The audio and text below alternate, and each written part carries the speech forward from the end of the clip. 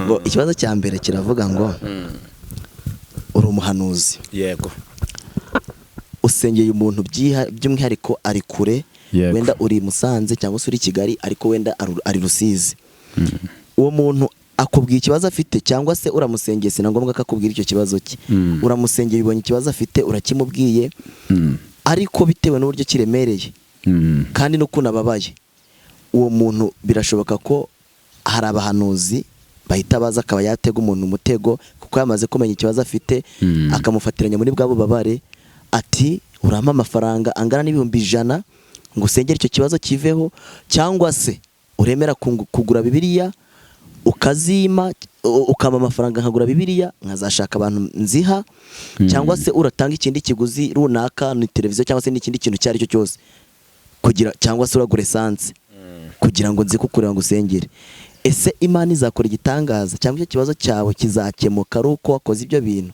cyangwa se nge ntago niyo mpamvu mbikubaje kugira abantu badukurikiye basobanukirwe Imana iguha umugisha ubajije ikibazo cyiza ndibuze kugisubiza mu buryo bubiri yego Yesu umunsi umwe yari ari ku rugendo n'abigishwa be baza guhura n'umuntu wavutse ari impumyi yego ngo abigishwa be baramubaza ngo mwigisha uyu niwe wakoze icyaha cyangwa n'ababyeyi be Yesu arababwira ngo nta cyaha yakoze n'ababyeyi nta cyaha bakoze arababwira ngo ahubwo ni ukugira ngo imirimo y'Imana yerekanirwe muri we muri ako kanya ngo Yesu yaciye amacandwe hasi kubesha kondo akamusiga ku maso amwohereza Isirowamu kugira yiyuhagire mu kidendezi hariya Isirowamu niho uyu muntu yari yaravukiye niho yababariye niho bari bamuzi noneho arangije amaze kubikora ngo arahumuka ngo akimara guhumuka ngo abaturanyi be n'abamuburaga kera batangira kubaza amakuru ye nuko yakize ngo abasobanurira Yesu ko ari we wamukijije ngo yongeye guhura na Yesu ngo Yesu ngo arangije amubwira ijambo rimwe aramubwira nti niba wakize genda ujye mu rusengero wiyereke abatambyi urumva utange n'ituro ry'ishimwe ribe ikimenyetso kigaragaza ko wagize ute ko wahumutse amen noneho iryo turo ry'ishimwe ritandukanye nuko wowe Emi ushobora kumpamagara hakubwira ngo kugira ngo ukire indwara yawe nuko ugomba kumanza wampereza iki ngiki yego icyo rwose ntabwo nemeranya n'uwo muhanuzi Imana irambwira ngo hari umudayimoni w'icyorezo ugiye gutera impfu zitunguranye ku bakuru abatoya biza abatarize ariko Imana yambwiye ngo ntangarize abantu bakurikirana na birambiwe yego yuko Imana inkota y'icyorezo haleluya Imana himbazwe akoza haleluya abantu bakurinda birambiwe yego icyiza kikagera ahangaha yego muzamenye ko Pastor Benjamin ari navangiwe yego Imana yambwiye kivanyeho amen Imana impayandi makuru yego Imana yambwiye abantu bamaze igihe kinini bababaye bafite ubwoba bw'ubuzima ibiciro byazamutse yego umva ubuhanuzi amen ndahari yavuganye naye yego ntabwo Imana igibesha yego ntabwo Imana igihinduka yego haleluya izina rya Yesu yego abami ba kabiri amen ibice byaho birindwi guhera ku murongo waho wa mbere wowe ukurikiranye ndabirambiwe TV iri ni isezerano ryawe ni isezerano Imana iguhaye Imana ntihinduka Imana ntitinze haleluya yita kugusenga yego ko batagira shinge na ruguru amen ndafashijwe naje guhanura amen yego ndi guhanurira abanda birambiwe TV gusa yego ndahanurira abanyarwanda bose yego Imana igiye kumanuka haleluya yego byari bikomeye n'ibiteye ubwoba amen Imana igiye kubivana Imana himbazwe yego yego ibice byaho ni birindwi guhera ku murongo wa mbere yego amen ahanura yego ko bagiye gukira yego yego ibiciro byari byazamutse Imana igiye kubimanura icyo kibazo cya esanse cyari gihangayikishije Imana igiye kubikora haleluya mu izina rya Yesu Imana yambwiye yego inkota y'inzara yego Imana himbazwe ntago tugipfuye yego yego y'inzara Imana yambwiye ngo irayimanuye irayimanuye amena dutahe Ndabirambiwe TV. Yes yes, wahisemo neza gukurikira Ndabirambiwe TV. Reka nkwifurize amahoro y'Imana ngo akomeze abane namwe. Njyewe muri kumwe nawe rero nitwa Nshimiyimana Emmanuel. Tubayeho ku mugambi w'Imana, ntabwo tubayeho ku mugambi w'abantu. Nicyo kidutera kwa tukiri aha uyu munsi. Niyo mpamvu banifatiye uru rugendo, nkifatira uyu mwanya, nkaza ahantu heza muri kubona, ahantu twicaye hasa neza, nkagira umugisha n'amahirwe sinze njye nyine, nkazana na mushumba, pasiteri, umuhanuzi, intumwa y'Imana, inshuti y'Imana. Sinzi niba waba usanzwe ukurikira ibiganiro byacu cyangwa se warasenze cyane, ntabwo waba utazi pasiteri Benjamin. Amen. Izina rya kabiri ndariza ariko nibishaka ndaryibagiwe. Harya rya zina rya kabiri ninde? Aisha, urabona ko nibishaka ni nahageze. Izina Benjamin risobanura umwana wahoze mu kuboko kw'iburyo k'Uwiteka. Umwana wo mu kuboko kw'iburyo. Ko numva ari akazina gatoze kumva rifite interuro ndende. Izina ry'amateka. Yego. Urihangana nakwicaje ku kazuba. None se ko mu masezerano dufite twasezeranye n'Imana kuyikorera mu gihe cy'izuba, mu gihe cy'imvura, mu gihe icyo ari cyo cyose tugomba gukorera Imana. Yego. Yego. Ariko n'ubundi ugomba kwicara ku kazuba noze wowe. Kano ni ka vitamine, ni ka vitamine. Aka vitamine ngo nakamu gitondo na ka saa 10 kari kurenga. Tuba turi no gazerega, ntabwo tuba tukibyibuka. Umeze neza. Ndashima Yesu. Twaraburanye ariko ni iminsi. Turaburanye ni iminsi, ya minsi y'umurimo w'Imana. Wowe urabizi ko tuba turi mu murimo w'Imana hariya hakurya Uganda. Niyo mpamvu ariko ku mutima turabazirikana kandi tuzirikana n'abantu bo kuri Ndabirambiwe TV. Imana ibaha umugisha. Akenshi nkunda kuvuga ijambo ryitwa umugisha. Buriya ntukemere ko umunsi wira ukubwiye ngo Imana iguha umugisha. Nubona bwije nta muntu ukubwiye ijambo ryitwa umugisha, nushaka uzagende ujye kuri botike ugure bombo ihereza umwana akubwire ngo Imana iguha umugisha. Impamvu iri jambo ry'umugisha kunda, Salomo niwe wavuze ngo nari umusore none ndashaje, ndabona umukiranutsi w'Imana arekwa, se urubyaro rwe rusabiriza ibyo kurya. Vuga ngo agira ubuntu mukira, yarangiza ngo akaguriza n'abandi. Impamvu ayo magambo yayavuze ni ukubera umugabo se bita Dawidi. Uyu mugabo Dawidi, Imana ihabwa icubahiro, yari ariho ijambo ryitwa umugisha. Wa mugisha uramukurikirana, umukurikiranye ukurikirana n'abana be n'abuzukuruza. Natwe turi bicaye mu mugisha wande wa Dawidi. Ntuzemere kubwira umuntu atagusabiye umugisha. Umugisha urakurikirana yeme. Imana iguha umugisha. Uzi impamvu turiho? Ubona tumeze gutya. Nta kazi dufite muri leta, nta masambu dufite, nta mabotike dufite, nta mashopu dufite. Tubeshejweho n'ijambo rimwe ryitwa umugisha. Umugisha. Imana iguha umugisha. Amen. Abana bacu biga kubera ijambo ryitwa umugisha. Cyane. Ubwo nshobora kugusabira umugisha bakiga. Cyane. Nukuri kose. Ijambo ryitwa umugisha, ndabwira abantu akantu gatoya. Igihugu cya Isirayeli ni igihugu cyahuye n'amateka kandi akomeye.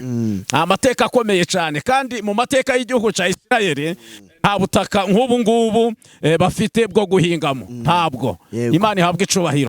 Ubutaka bahinzemo ni ubutaka bakuye mu gihugu cya Uganda, babupakira indege barabujyana kugira ngo bazajye babuhingamo. Neho ikintu bahinga gikomeye imbuto. Imbuto bahinga cyane muri Isirayeli. Buraturya imbuto zivuyeyo. Rwose zivayo. Ni imbuto nyinshi nizo bahinga. Noneho iyo umuturage ngo yahanyuraga ari kwigendera, akanyura ku bantu bari mu murima bari muri za mbuto, kubera ko Abisirayeli basomye ijambo ryitwa gukorera umugisha. Reka Bibiliya iravuga ngo gutanga ngo bizana umugisha kuruta umuvumo guhabwa yego gutanga bizana umugisha kuruta guhabwa. Imana ishimwe. Noneho umuturage yatambuka yabanyuraho bari gusarura imbuto bakamuhereza imbuto akarya, yamara kurya akababwira ngo Imana iguha umugisha. Rya jambo ryitwa umugisha rikagaruka ku bihugu byose byo mu isi.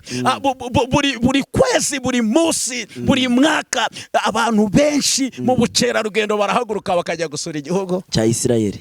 Nico gihugu ca mbere kigira visite iteye ubwoba ku isi. Nico gihugu cinjiza amafaranga menshi aturutse mu bukerarugendo. Kubera iki?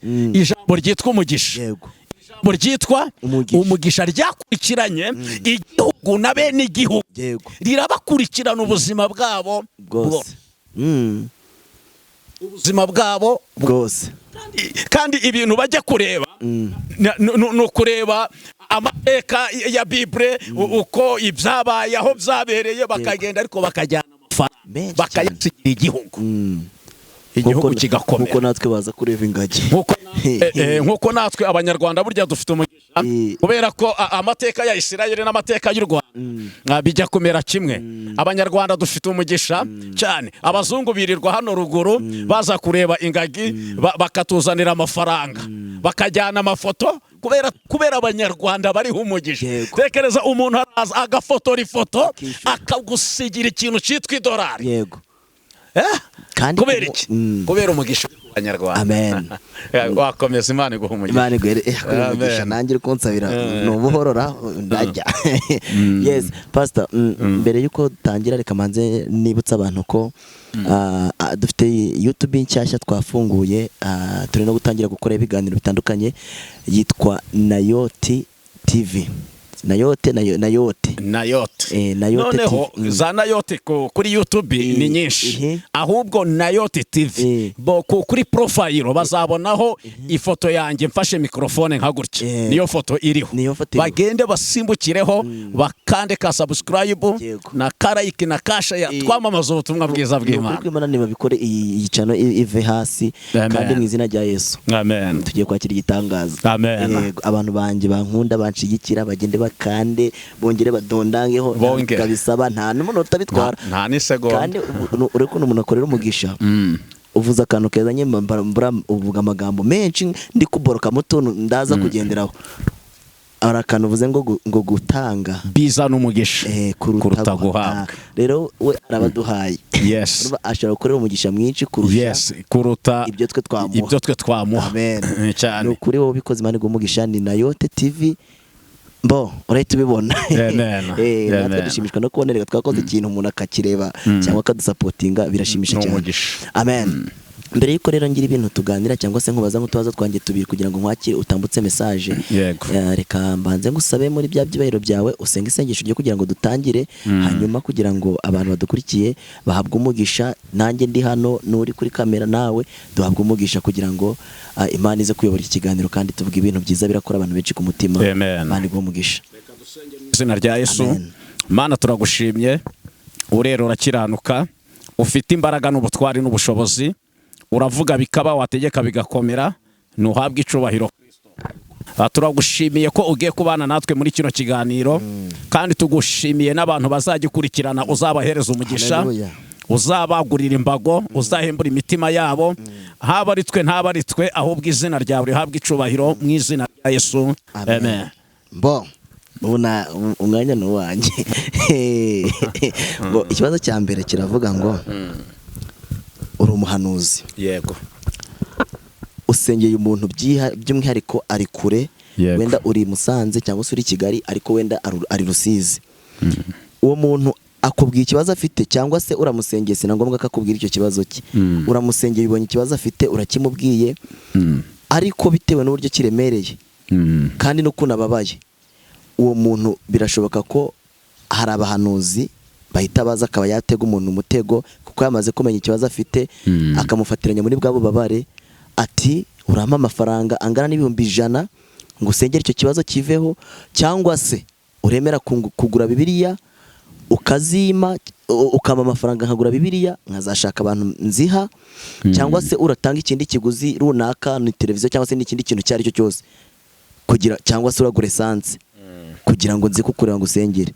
Ese Imana izakora igitangaza cyangwa icyo kibazo cyawe kizakemuka ari uko wakoze ibyo bintu, cyangwa se njye ntago, niyo mpamvu mbikubaje kugira abantu badukurikiye basobanukirwe. Imana iguha umugisha, Imana iguha umugisha. Ubajije ikibazo cyiza, ndibuze kugisubiza mu buryo bubiri. Yego. Yesu umunsi umwe yari ari ku rugendo n'abigishwa be, baza guhura n'umuntu wavutse ari impumyi. Yego. Ngo abigishwa be baramubaza ngo mwigisha, uyu niwe wakoze icyaha cyangwa n'ababyeyi be? Yesu arababwira ngo nta cyaha yakoze, n'ababyeyi nta cyaha bakoze. Arababwira ngo ahubwo ni ukugira ngo imirimo y'Imana yerekanirwe muri we. Muri ako kanya ngo Yesu yaciye amacandwe hasi, kubesha kondo, akamusiga ku maso, amwohereza i Silowamu kugira yiyuhagire mu kidendezi. Hariya i Silowamu niho uyu muntu yari yaravukiye, niho yababariye, niho bari bamuzi. Noneho arangije amaze kubikora ngo arahumuka. Ngo akimara guhumuka, ngo abaturanyi be n'abamuburaga kera batangira kubaza amakuru ye nuko yakize. Ngo abasobanurira Yesu ko ari we wamukijije. Ngo yongeye guhura na Yesu, ngo Yesu ngo arangije amubwira ijambo rimwe. Aramubwira nti niba wakize, genda ujye mu rusengero wiyereke abatambyi. Urumva, utange n'ituro ry'ishimwe ribe ikimenyetso kigaragaza ko wagize ute, ko wahumutse. Amen. Noneho iryo turo ry'ishimwe ritandukanye nuko wowe Emi ushobora kumpamagara nkakubwira ngo kugira ngo ukire indwara yawe nuko ugomba kumanza wampereza iki ngiki. Icyo rwose ntabwo nemeranya n'uwo muhanuzi. Ntabwo nemeranwa nawe. Icakora aka kantu abantu bo kuri Ndabirambiwe bakumva. Ushobora kumpamagara kugira ngo njyewe ngusengere. Noneho ikibazo cyawe nkumva ni ikibazo kiremereye, ntagomba gusengera ndyamye mu buriri bw'iwanjye cyangwa nicaye muri saro yanjye. Ari ikibazo ngomba guhaguruka. Wibuke ko na Yesu iyo bamuhaga ibyifuzo yarahagurukaga akajya mu gashamba k'Igetsemani, akajya kwihererana n'Imana, agasengera abantu, agasengera n'ibyifuzo by'abantu. Imana ishimwe. Noneho uwo muntu ashobora kumpamagara, noneho Imana nkorera ikambwira ni aya masengesho ugiye kumusengera, wiyasengera hehe? Ahangaha mu rugo. Urumva, ntihaguruka uzamuka ujye ku butayu, ujye mu musozi, ujye gusenga mwingingira Imana kubera ikibazo. Icyo gihe mushobora kuvugana ukamubwira nti Imana yambwiye yuko amasengesho tutayasengera hehe? Mu rugo. Ngomba kujya hehe? Mu butayu. None nibishoboka n'abafite ubushobozi agutegere akamoto, uzamuke ugere ku musozi umusengere, Imana ikora ibitanga. Amen. Hari n'igihe aba adafite ubushobozi. Si bivuze ko umuntu udafite ubushobozi bwo kugutegera ngo arareka gusengerwa. Hoya, kuko twahamagariwe gukorera Imana, twahamagariwe gukora umurimo w'Imana. Nshobora no gufata n'urugendo nafite n'iyo transport, kagenda n'amaguru, kajya gukora umurimo w'Imana. Wa muntu iyo akize, wa muntu iyo asubijwe, aba ari ikamba rikomeye njyewe ngize mu bwami bwa hehe? Bwo mu ijuru. Ariko niba umpamagaye ukimpamagara, hahita nkubwira nti ukampereza amafaranga gutya na gutya, icyo kintu sinshemera rwose. Sinemera ko Imana ikora ari uko habayeho ibiguzi.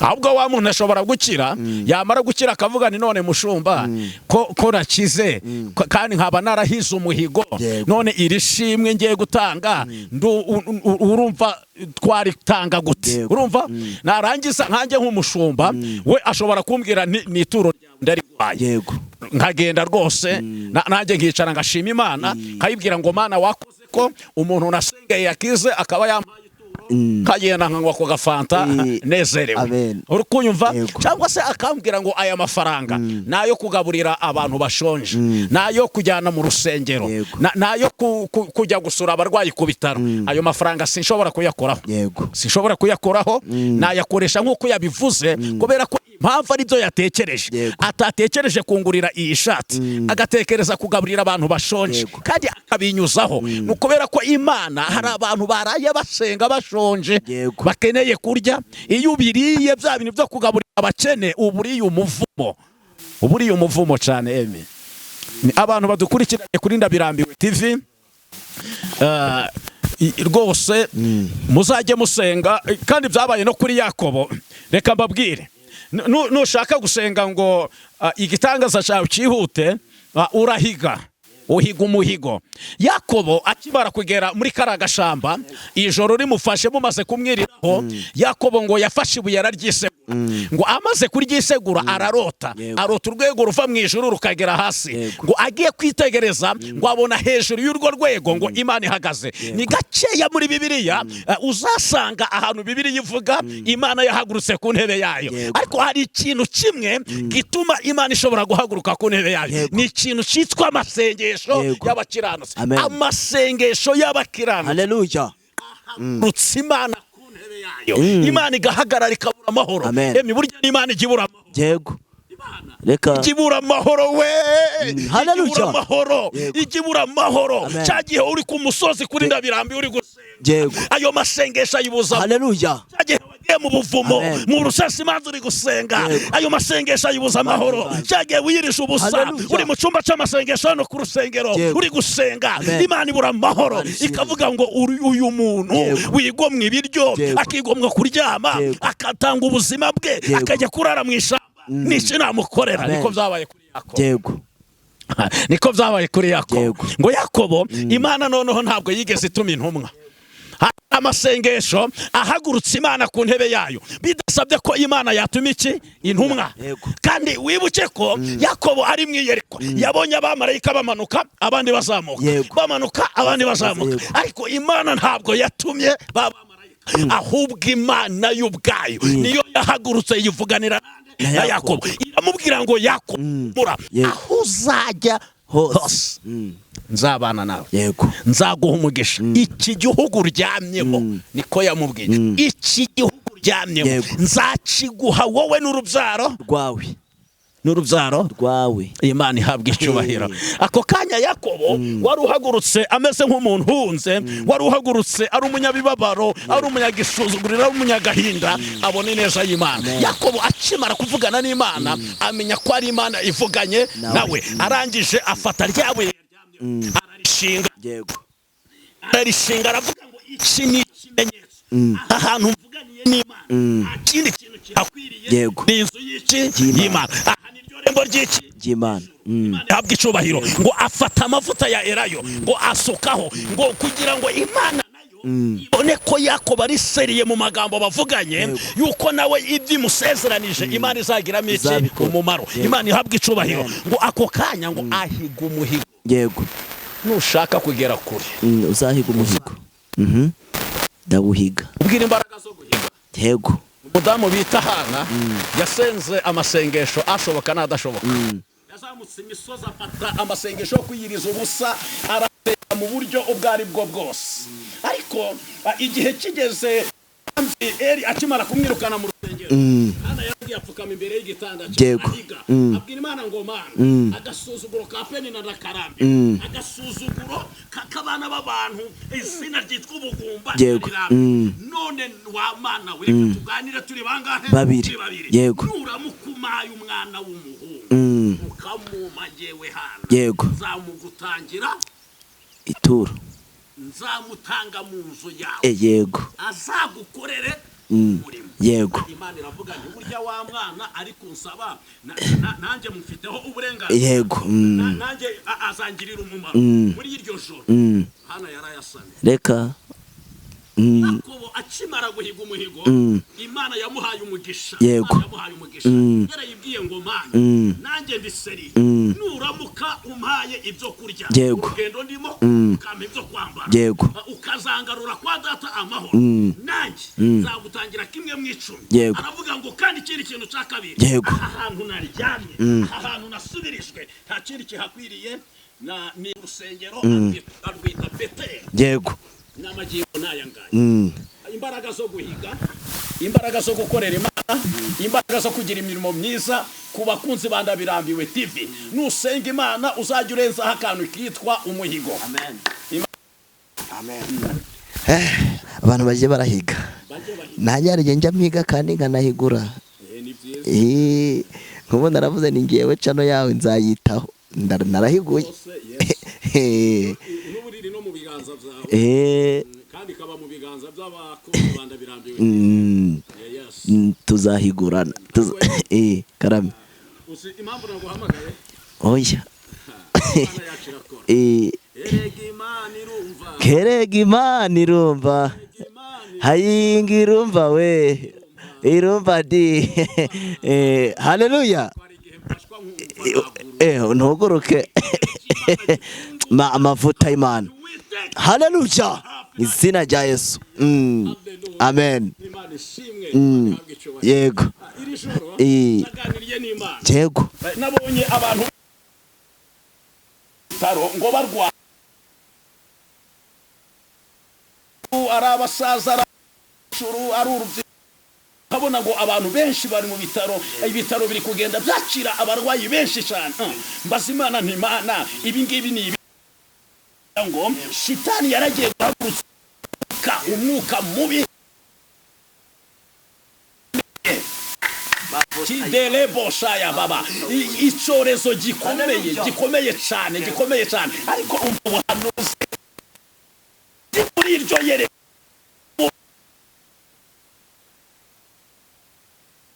ubuzima bw'Abanyarwandakazi amuka w'icyorezo waruhagurutse ubona marayika w'Imana araje wirukana Imana irambwira ngo hari umudayimoni w'icyorezo ugiye gutera impfu zitunguranye ku bakuru abatoya biza abatarize ariko Imana yambwiye ngo ntangarize abantu bakurikirana na birambiwe yuko Imana inkota y'icyorezo haleluya Imana ihimbazwe akoza haleluya abantu bakurinda birambiwe yego iciza kikagera ahangaha yego muzamenye ko Pastor Benjamin ari navangiwe yego Imana yambwiye kivanyeho amen Imana impayandi makuru yego Imana yambwiye abantu bamaze igihe kinini bababaye bafite ubwoba bw'ubuzima ibiciro byazamutse umva ubuhanuzi amen ndahari yego Imana igibesha yego Imana igihinduka yego haleluya izina rya Yesu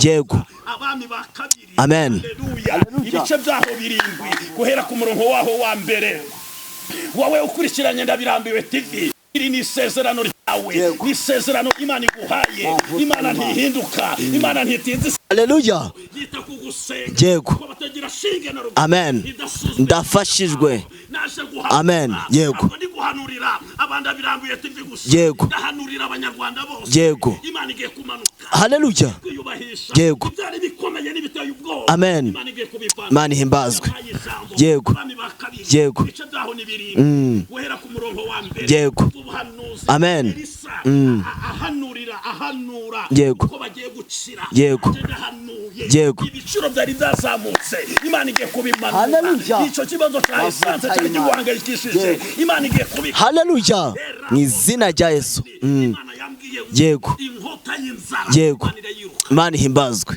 ntabwo tugipfuye yego yego y'inzara Imana yambwiye ngo irayimanuye irayimanuye amena dutahe yego witeka